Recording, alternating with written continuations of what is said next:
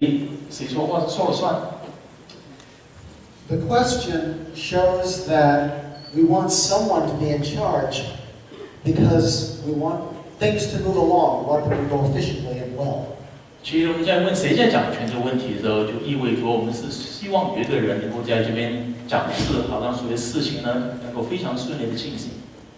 We must have someone in charge, even if it's not us. 就算不是我们的话呢，我们也需要有一个人在掌权。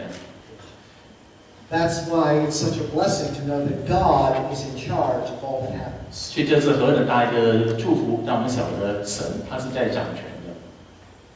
It means that though we may not know why things happen, we know who makes them happen, and we can rest in His care and His love. 这就告诉我们，虽然我们可能不理解为什么一些事情会这样子发生，我们却晓得是在谁在掌权让它发生，然后在这件事情上，我们就可能心里呢就会坦然。 But not only does recognizing God's control help us to have security, it's also the key to humility as well. 所以，当我们晓得神在掌权的时候，他不单只能够给我们这种的安全感，并且他能够帮助我们能够在神面前谦卑。 Since God is in charge of everything, then if we think we're actually in charge, then we're taking upon ourselves something doesn't belong to us. That's the definition of arrogance. 所以，如果是神在掌权，但是有些事情在某些方面上，我们认为我们是掌权人的话，那我们就会越了劲，把一些不属于我们的权柄揽在我们自己身上。 King Nebuchadnezzar, of anyone in his generation, perhaps struggled more to recognize humility simply because of who he was and where he was. 至于我们今天要看这尼布甲尼撒王来说呢，对他来说，他在这个顺服的事情上，在谁掌权的事情上，他很难学习到这个功课，就至于他自己的地位。 As we read about his story in Daniel chapter 4, we remember that this was the most powerful man in the whole world at the time. 所以，当我们看到但以书第4章的记载的时候，尼布甲尼撒王是在当时世界上最有权柄的一个人。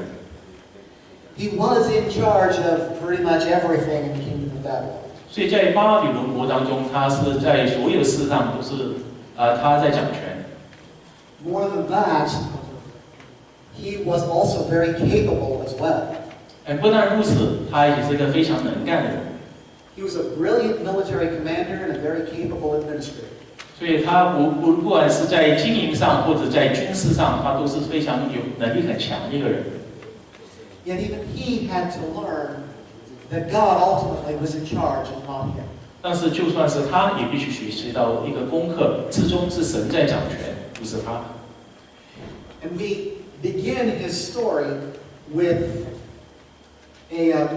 right off the bat with a description of how much he now recognizes that God is in charge. 所以我们今天从看的这起点呢，是从尼布甲尼撒王他意识到神如何真正全然掌权里面开始。 He wants us to know that God is the real king. 所以尼布甲尼撒王要我们晓得，真正的王其实是神。 And this is quite remarkable. Listen to what he says. 所以我们再听听。 King Nebuchadnezzar to all peoples, nations and languages that dwell in all the earth, peace be multiplied to you. It seemed good to me to show the signs and wonders that the Most High God has done for me. How great are His signs, how mighty are His wonders. His kingdom is an everlasting kingdom, and His dominion endures from generation to generation. 所以尼布甲尼撒王小谕住在全地各方各国各族的人说：愿能大享平安，我乐意将至高的神向我所行的神迹奇事宣扬出来。他的神迹何其大，他的奇事何其的圣，他的国是永远的，他的权柄传到万代。It starts off a very standard edict from the king. 这刚开始的呢，就跟一般国王宣布的一样的形式。 He starts off assuming he pretty much rules over absolutely everyone who exists, which is how they talked, even though they didn't actually rule over quite the whole world. 所以当尼布甲尼撒在宣告的时候，他已经有这个字语是说，其实收他信后听他话的人呢，都是属于他由他掌管的，这也是当时的一个事实。Yet, he quickly records that he is now telling about the Most High God. 但是他很快的呢，就让听他话语的人知道说，他现在要介绍给大家是这位至高的神。And he's doing it in a way that now suggests he himself is now a true worshiper of a God of the people he conquered. 而且他在讲述的方式呢，好像是宣告说他自己本人也是一个敬拜真神的一个人。This is a man who was raised according to the gods of his ancestors, the gods of Babylon. 这个人呢，他从小被带大的时候，都是在敬拜他们当时巴比伦国的神明。He himself built massive monuments to Marduk, the chief god of the Babylonian pantheon. 所以他自己呢，也为他们巴比伦的一个神叫马杜的盖了很多的庙宇。Is this real? Does he really worship God? 这是真的吗？他真的在敬拜真神吗？ I would say it looks like yes, indeed, he does. 我说看起来确确实实是这个样子。Now we've seen him grow in his understanding of the God of Israel. 我们看见他对以色列的神的认识是一步一步的加深。In chapter 1, he meets Daniel and Daniel's 3 friends for the first time. 所以在但以书第1章的时候，看见他遇见了但以理跟他3个朋友。And he learns there that these 4 are the best wise men he's got. 在那边他学习到这4个人是在他国中最聪明的人，是从以色列来的。In chapter 2, he has a great dream. 在第2章的时候呢，他有一个梦。And there he learns that the God of Israel can reveal secrets like no other God can reveal. 所以在第2章中，他就学习到以色列的人呢是能够把将来的事情启示这位神，跟其他的神明都不一样。In chapter 3, he builds a great image and tries to make Daniel's 3 friends, along with everyone else, worship it. 在第3章记载到尼布甲尼撒这样的一个很大的金像，要所有人敬拜他，包括但以理的3个朋友。When they would rather burn than bow, he learned that God can deliver his servants like no other God. 所以当但以理的3个朋友不愿意敬拜偶像的，被丢到火窑里去的时候，尼布甲尼撒王学习到神能够在火窑当中把他仆人拯救出来。Yet there's a huge leap from recognizing that the God of Israel is powerful and wise to owning that same God as his own God. 但是从认知到以色列神是一位有智慧并且有大能的神，一直到他自己承认这位是他神的话，是一个很大的跨越。Up to this point, he's been happy to confess that the God of Daniel in chapter 247 is a great God. 到目前为止呢，尼布甲尼撒王愿意承认说，但以理的神是位非常伟大的神，在记载第2章的第47节。And at the end of chapter 3, he's happy to talk about the God of Shadrach, Meshach, and Abednego is the one who delivered them. 所以他在第3章的时候也能够在这边承认说，沙德拉、米撒亚、波尼的神呢，也是伟大的一位神，拯救他们的神。Now this is what the Most High God has done for me. 但是在第4章之后呢，尼布甲尼撒王就宣告神在他身上做了什么事。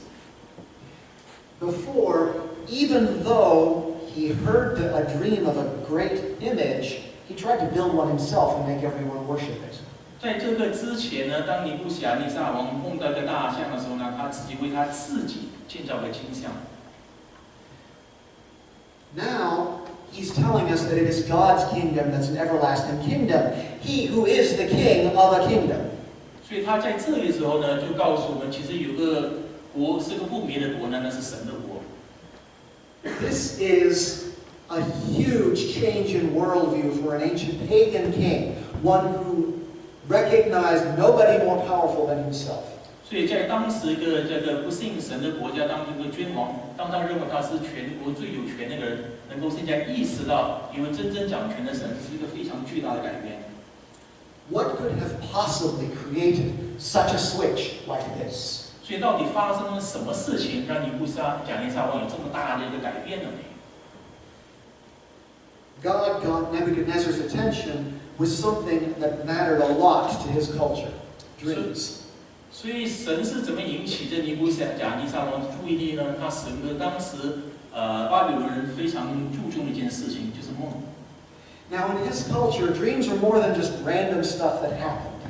所以在当时文化当中，梦不是讲说一些你自己就是一些就无常发生的事情。So if you had it was actually the will of the gods being communicated to men.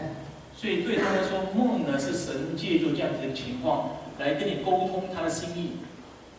That means a nightmare was not just something that shook you up and then you forgot about it and said, "Well, weird dream." 所以噩梦对他们来说呢，只不是一个让他僵持一下的恐吓，然后过去之后就说啊，这只是做梦就算了。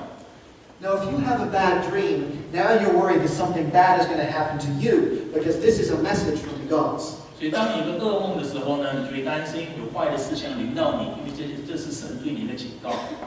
That's why the king kept huge fleets of magicians and enchanters and astrologers. 所以就为了这个缘故呢，所以神就保留了很多的智慧人啊、意识跟心术家。They all had their separate responsibilities, but when it came to dreams, they all needed to pitch in and help them figure out what they meant. 这些人呢有他们不同的职责，但是当国王做梦的时候呢，他们都在一起合作来帮王解梦。Since he was the king, a bad dream means more than just his personal misfortune. It means the fate of the country too. 因为他是个君王，所以当他有个噩梦的时候呢，并不是光是说他自己一个人的厄运，而是会说有不好的事情会临到他整个国家。So he calls his advisors to interpret a bad dream that he had. 所以呢，他就招呼他所有的医师过来，要他们来为他解释这个梦。But this is serious business, and you don't just tell the king that his bad dream means bad things are going to happen.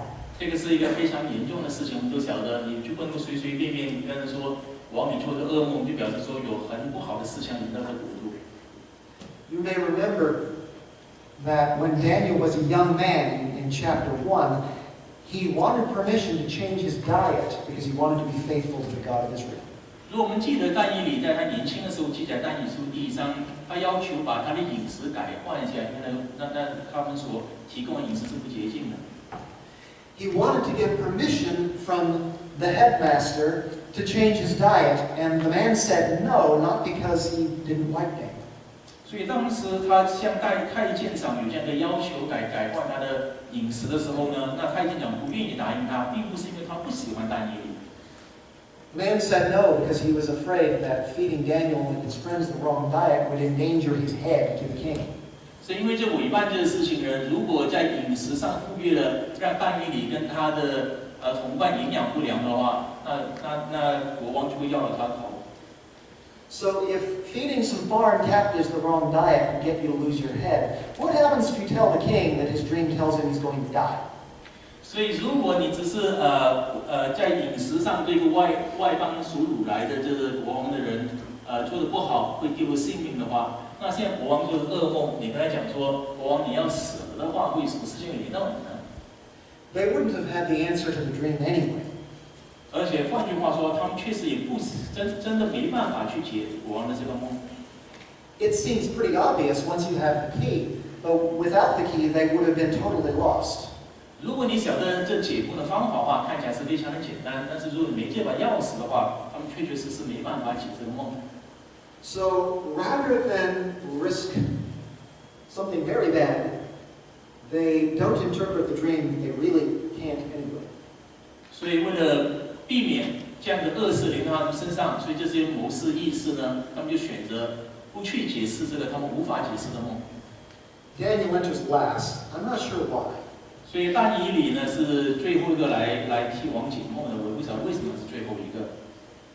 Maybe he was delayed, but whatever the reason, it certainly made it for a grand entrance. 所以有些可能有什么事情耽误了他，但是他现在却隆重登场。And what a difference from the last time we saw him in the book of Daniel.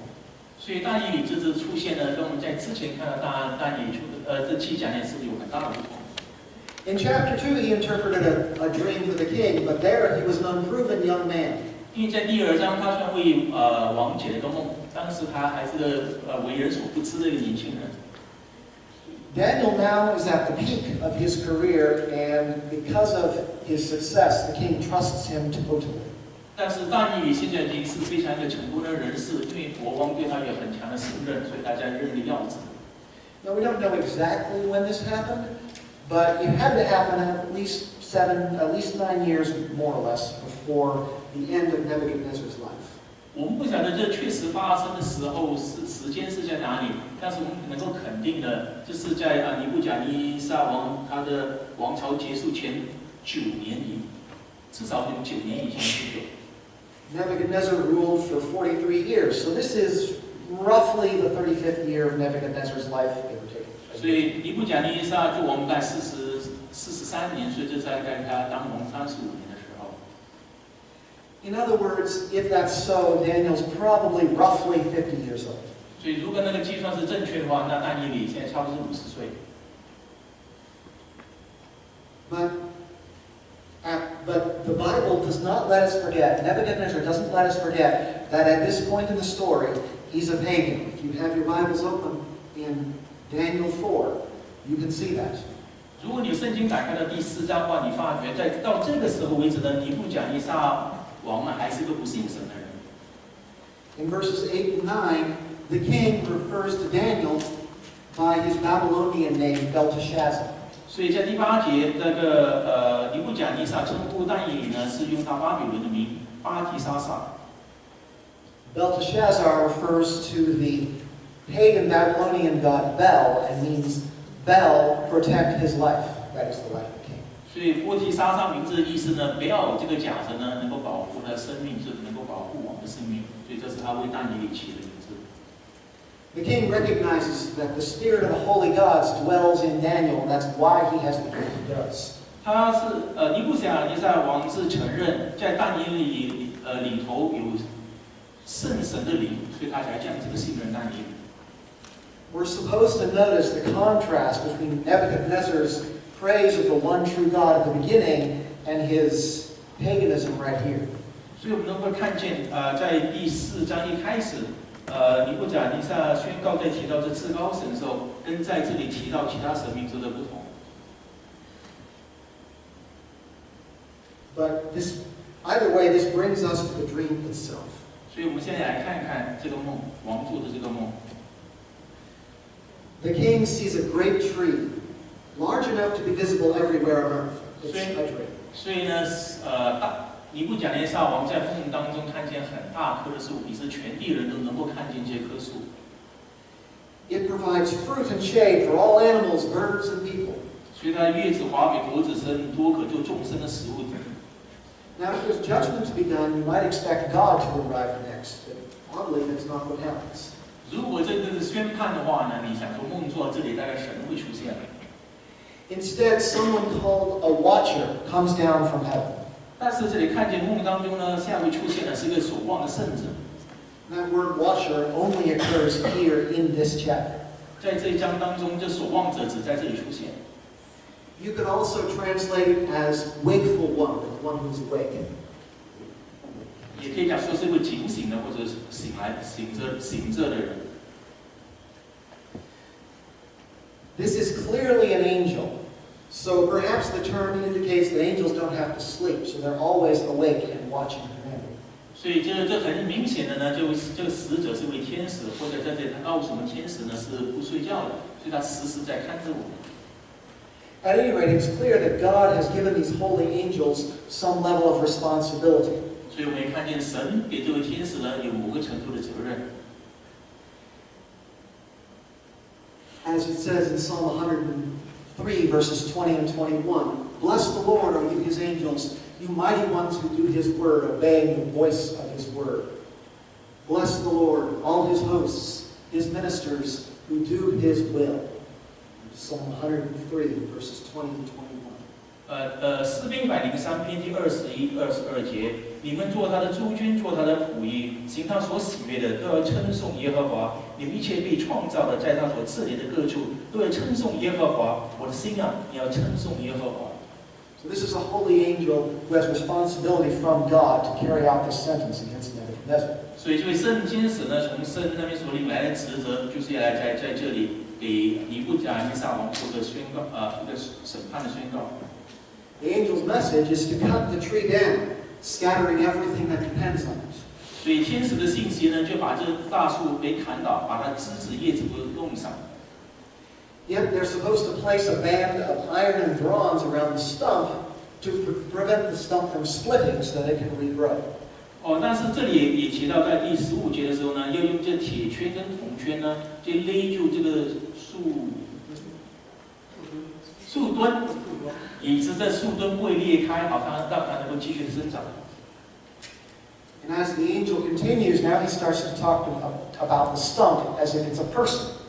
但是在天使继续讲的时候呢，这树墩看起来其实在指一个人。He says, "Let him be wet with the dew of heaven." 他是说让他被天上的天露所滴湿。That is, he becomes wet with the morning dew because unlike a sane person, he doesn't come inside at night. 他这个会被天露滴湿，是因为这个人呢，大概就会发狂，他不像一常人一样，他不会在晚上也会进到房子里面住宿。He loses his sanity, his reason, and becomes one who lives and thinks like an animal.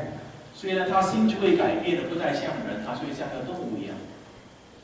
Up to this point, it's all pretty confusing, but the end of the angel's message needs no interpretation.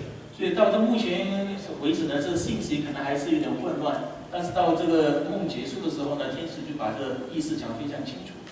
He declares that the reason for all this to happen is to the end that the living may know that the Most High rules the kingdom of men and gives it to whom He will and sets over it the lowliest of men. 所以在第17节这边写到，这是守望者所发的命，圣者所出的令，好叫世人知道，至高者在人的国中掌权，要将国赐予谁就赐予谁，立极卑微的人执掌国权。In other words, the purpose of all of this coming to happen is to show everyone that God is in control. 所以这所有记载发生的事情呢，比较显明一点，就在这一切的事情上是神在掌权。That God can appoint even a nobody, a no count, to be the ruler of basically the whole world. 所以这让人看见说，如果神愿意的话呢，他可以立最卑微的一个人来执掌国权，就是全世界最强盛的一个国家。Nebuchadnezzar is not in power because he is better than other people. 所以尼布甲尼撒之所以能够掌管巴比伦，并不是因为他比别人强。He's in power because God put him there. 他之所以能够为王，是因为神把他放在了位置上。It's easy for us to think that way too. 我们也很容易这样子的想。Perhaps you got a promotion. 或许你在公司里升了级。Maybe you feel lucky because you basically just happen to be in the right place at the right time. 或者你觉得你非常的幸运，因为在对的时间呢，你刚恰好在那个地方。Or maybe you didn't get the promotion and so you feel unlucky because you were in the wrong place at the wrong time. 或者呢，你没得到这个上升的机会，或者是机会来了你不在场。Or maybe it's your hard work and skill and dedication that is being rewarded. 或者是因为你自己的辛劳跟你的能力，所以呢，现在老板赏识你。But we need to remember the Most High rules in the kingdom of men. Any power or reward that is handed out ultimately comes from the hand of God. 我们也晓得，在这世界上，在至高这一神在掌权，所有的权柄、所有的好处都是这位神所颁布。You weren't just in the right place at the right time. That was a blessing from God.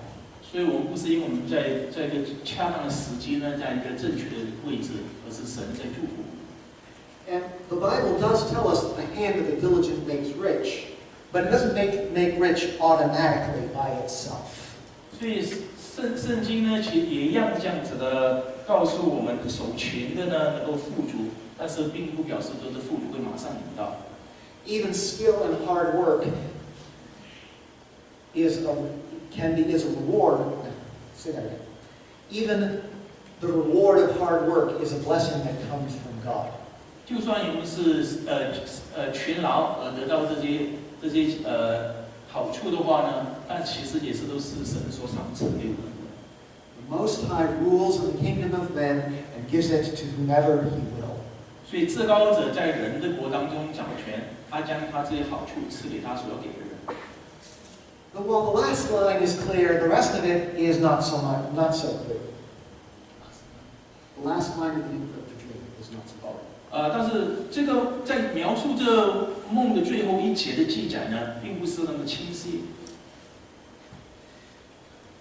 Like the king, Daniel is afraid when he hears the dream, but he's afraid for a very different reason than the superstitious king. 当但以理听到这个梦的时候呢，他心里非常害怕，但他害怕的理由呢，跟这个迷信的尼布甲尼撒王是不一样的，原因是不同的。 It's more than just he's afraid of telling the king bad news. 他不只是担心说把这个坏消息告诉王是有什么后果。 It's because he immediately knows what the dream really does mean. 他惧怕的原因是他真的明白这个梦的意思是什么。 And because this gift that he uses comes from God, he must be honest.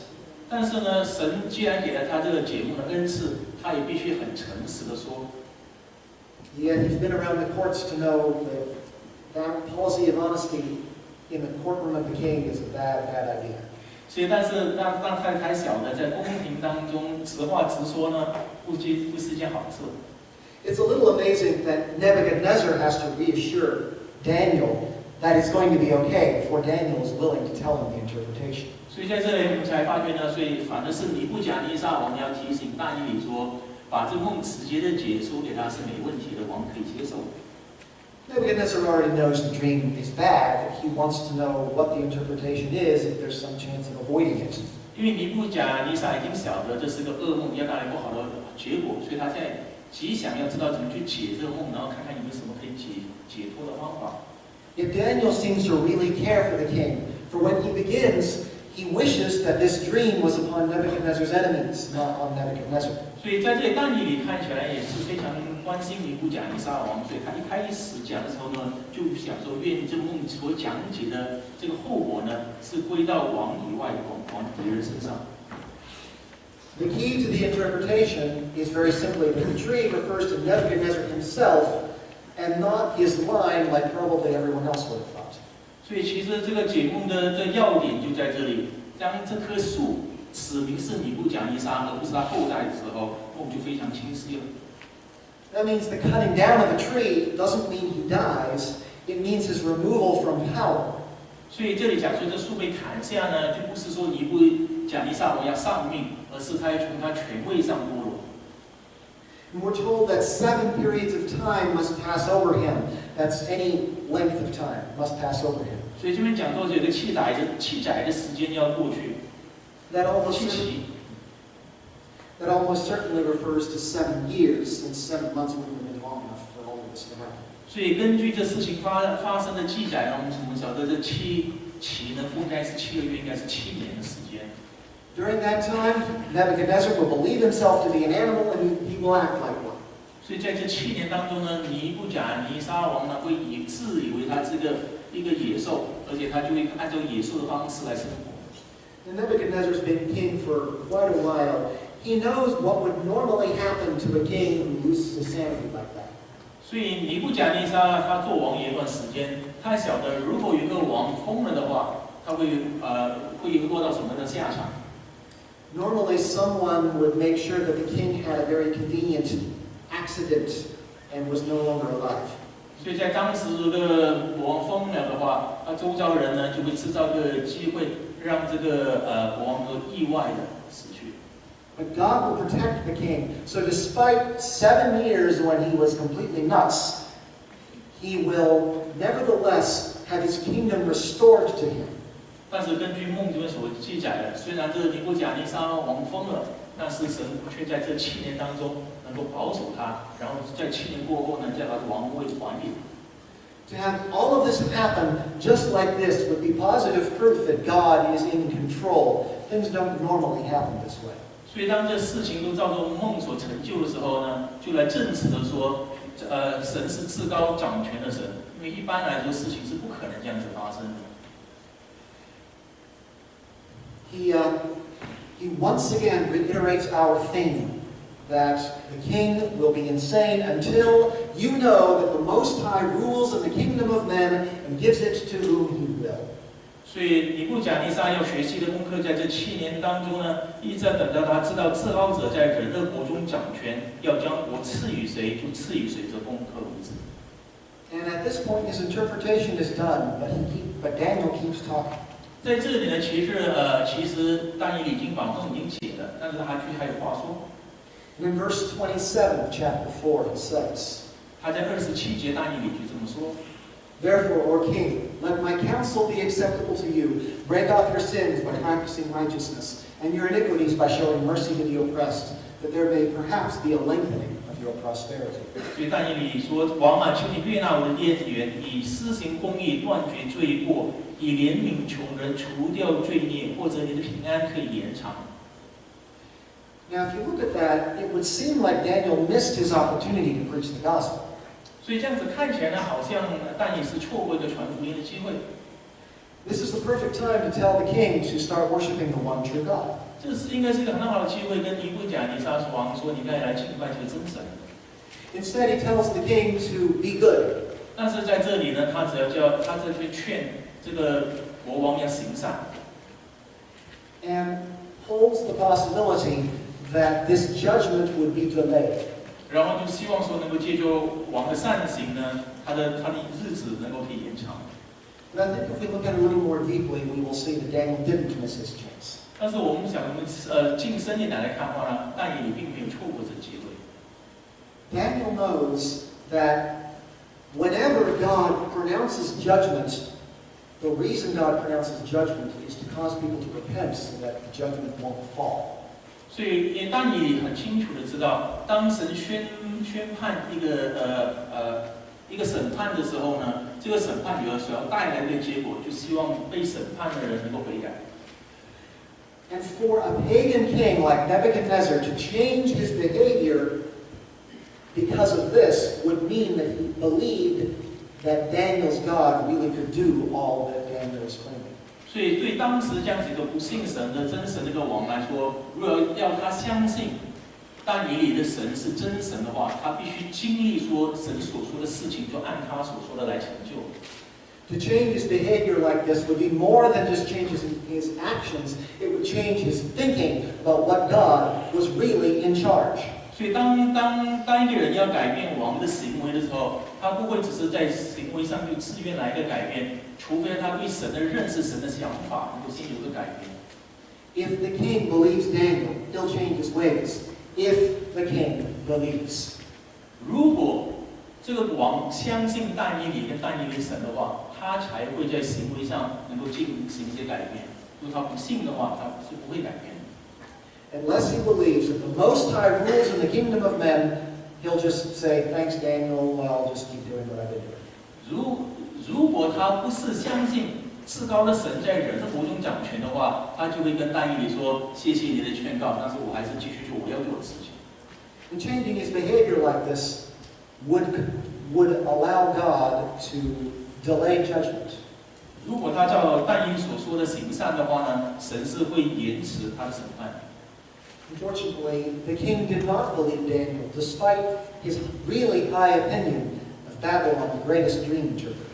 虽然尼布甲尼撒王对但以理这个国中最能解梦这个人呢有某个程度的尊敬，但是他并没有完全相信但以理的话。Yet in spite of this, God gave the king an entire year to think about it and change his mind. 而且，虽然是这样子，但是神呢，仍然给了神1年的时间，那有12月的时间，给尼布甲尼撒王来考虑，记载第29节。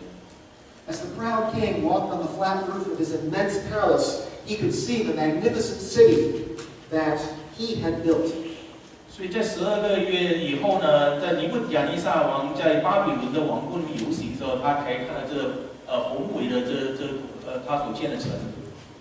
Babylon was a vast city by ancient standards, 3.5 square miles. 所以那座城大概有3.5平方里，在当时是非常大一座城。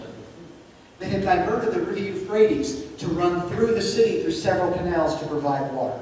他们将幼发拉底河改道，然后有3个不同的支流呢，能够经过这座城来提供水分。The magnificent Ishtar Gate, which you can see there, was 46 feet high and 100 feet wide. 所以你们能够看到那个大门的话是46尺高，100尺宽。The wide street that led through it was up to 66 feet wide and half a mile long. 所以那个通过城的这个大街的话， 66. 有66尺宽，然后有3里长。All along the way were statues of various animals lining the street. 所以在街的2道呢，有很多不同的动物的塑像在旁边。The blue color was produced by lapis lazuli, which is a precious stone, very, very expensive. 所以你在图片看到的蓝色的话，是用这些宝石所酿出来，是非常非常昂贵的。In the middle of the city was a massive ziggurat, almost 300 feet high. 所以在这整个城市当中，你们看到一个高塔， That was a temple to the god Marduk. 那就是马杜这个偶像假神的一个拜他的塔。The city was also impossibly well fortified. 然后这是一个非常巨大的坚城。The inner wall was so wide that 2 chariots could pass each other on top of the wall. 所以它墙的厚度能够在上面有2个马车平排的进行。Plus there was an outer wall. 然后它外面还有一个外墙。Plus there was a moat that surrounded the city that was 150 feet wide. 所以在这外墙之外呢，还有150宽的水道围绕。Since that wasn't enough, he built another outer triple wall along the Euphrates 17 miles long. 然后尼布甲尼撒真的还不够，所以他还又建了第3道墙，它也是沿着幼发拉底河在17里这么长。Nebuchadnezzar's own palace covered 13 acres. 所以尼布甲尼撒王他自己的宫殿呢，就有13亩地之大。As well as in the city was the Hanging Gardens of Babylon, one of the 7 wonders of the ancient world. 世界7大奇观巴比伦这个悬空的这个花园呢，也在巴比伦城。No wonder the king said, "Is not this great Babylon, which I have built by my mighty power, as a royal residence and for the glory of my majesty?" 难道巴比伦王他只会这样子说？这大巴比伦不是我用大能大力建为京城，要是一个威严的荣耀吗？ He had forgotten that all the bricks were made of mud. 忘了这些砖头呢，都是用土烧出来的。 He had not remembered his father represented himself on a monument as the son of a nobody. 所以他也忘了他的父亲呢，虽然有一个塑像，是说他是一个不为人知的人所生的儿子。 2 of the streets below her were called "Bow Down, Proud One," and "May the Arrogant Not Flourish." Is it on The streets, the names of OK， the streets. 在这个街上有写到说。 One of the streets was called "Bow Down, Proud One." 一个街道的名字叫骄傲人啊，你要俯伏。 And the other one was called "May the Arrogant Not Flourish." 第二个就讲说骄傲人的呢不能兴旺，是街道的名字。 This was uncovered by a scholar by the name of Paul Ferguson. 所以有一个波夫肯这个人呢，在挖掘古墙时候发觉这2道街。 In other words, even his own culture was telling him to be humble, and he clearly isn't being humble. 意思就是说，在他文化当中呢，有一个提醒说人要谦卑，但是巴比伦王他本人并不谦卑。 Because his paganism was not enough to bring humility. 因为他所信的这个假神的宗教呢，并不能够给他真的谦卑。 Because he had failed to submit to the hand of God, the promised judgment came. 因为他不愿意服在神大能的手下，所以神所宣告的这个判决呢，就临到了他。 Verses 31 and 32.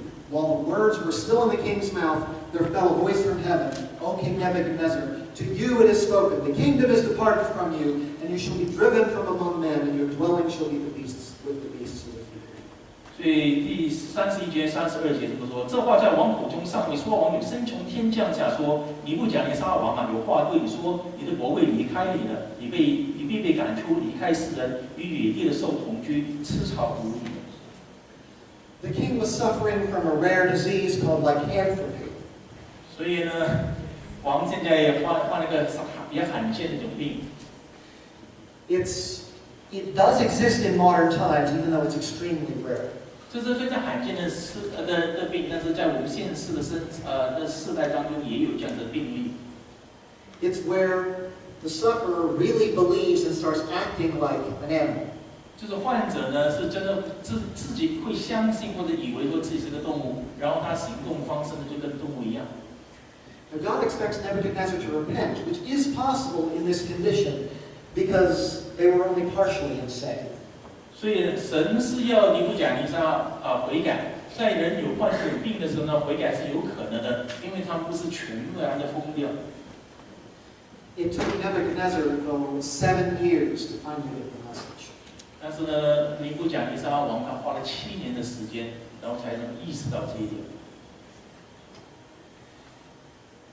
Nebuchadnezzar, the king, at the end of days, his reason returned to him, and now he confesses that the Most High rules in the kingdom of men. 所以当这7年过了之后呢，这个聪明就复归于尼布甲尼撒王，所以他开始就称颂赞这个神。The king's experience is what transformed him from a pagan into a worshiper of the one true God. 所以这位尼布甲尼撒王他自己的经历，就让他成为不幸的一个拜假神、拜偶像的神呢，转为一个拜真神的人。He now recognizes that the Most High rules in the kingdom of men, and that's what makes him a humble man now. 所以当他现在真正的发觉说神是在地上所有国中掌权的时候呢，他现在他的神智才恢复了。He really had built a magnificent city. 他确确实实是建造非常宏伟的这个城市。He really was a talented military commander and an able administrator. 他确确实实是个非常有能的军事家跟谋略家。But he changed from thinking all of that was simply the product of being himself into realizing that all of this was a gift from God. 所以他的改变呢，是从以为说这是他自己本身或者他努力得来的，而改变成他意识到这些都是神所赐给他的。He realized that all of that was given to him by God, it could be taken away, and God could also give it back again. 所以他也意识到，像这些都是神给他的，神也能够将这些取了之后，神也能够再一次将这东西复还给他。The key to humility is to submit to the power of God. 所以谦卑的重点呢，就是能够在神的全能之下俯伏。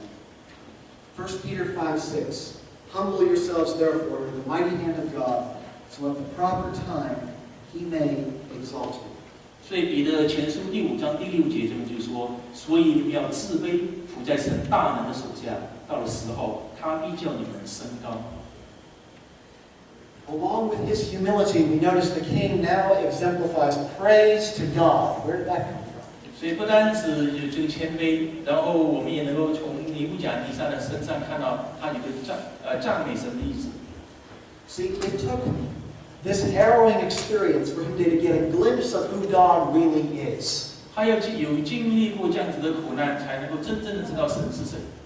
When we see God at work and we recognize His hand, it motivates us to praise Him. 所以，当我们意识到是神的手在工作的时候，他就会激励我们来赞美他。God did get the king's attention, but it took a lot. 神是让这个尼布甲尼撒就是意识到神，但是呢，却花了很长的时间。He provided a supernatural interpretation of the king's dreams twice. 他给尼布甲尼撒提供了2次这个解他的这异梦的这个机会。He supernaturally protected Daniel's 3 friends from the fire. 他也用超自然的方法呢来保护了但以理的3个同伴在火窑中。And because all of that wasn't enough, he took away the king's power and wealth and then gave it back again to show that he really was in charge. 但是这些之前所提到的对尼布甲尼撒王说还不够，所以他把神他的国位的权力都拿去了，然后再把这些都再继续归附给王的时候， how much does it take for God to get your attention?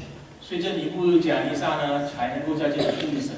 那请问神要在我们身上行多少事情，我们才会注意到神？ I hope it doesn't take this much. 我希望我们所经历的不用像尼布甲尼撒王经历那么多。But if it did, I think it would be worth it.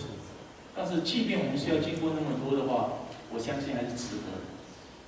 I do not presume to know the mind of God. 我不敢说我晓得神的意念、神的想法。 If you ever experience sickness, 如果你也经历什么病痛， God may have many reasons besides the one that was the cause of King Nebuchadnezzar's illness.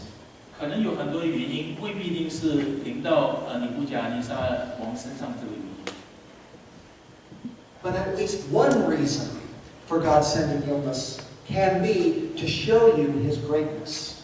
但是呢，病患之所以来到我们身上，有可能的一个原因就是神要让我们看见他的伟大。